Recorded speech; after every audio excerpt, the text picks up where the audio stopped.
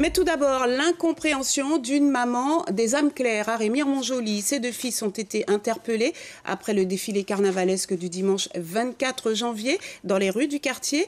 Ils n'avaient pas respecté le couvre-feu en vigueur. Selon elle, ils ont été brutalisés par les forces de l'ordre.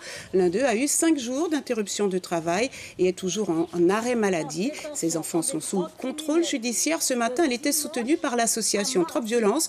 On écoute Marjorie Libertin, la maman des deux jeunes, suivie d'Ivan Goua, la porte-parole de Trop Violence, au micro de Vanessa Porfir et Séviendé. Ce sont des enfants, je ne veux pas dire qu'ils sont meilleurs que les autres, mais qui n'ont pas de casier, qui n'ont jamais rien fait de mal, qui ont des projets. Et là, toute leur vie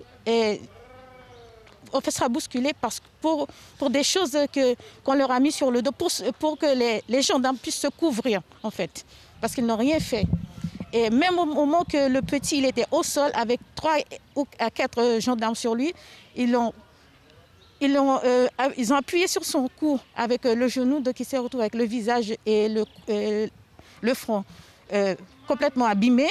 Donc aujourd'hui, on apprend que 2 jeunes qui étaient présents pour un carnaval, aujourd'hui, qui ne devaient pas être dehors certes, sont convoqués au tribunal pour pouvoir répondre de faits de outrage, violence, enfin tout un tas de choses que beaucoup de témoins disent qu'ils n'ont pas commis, de 1.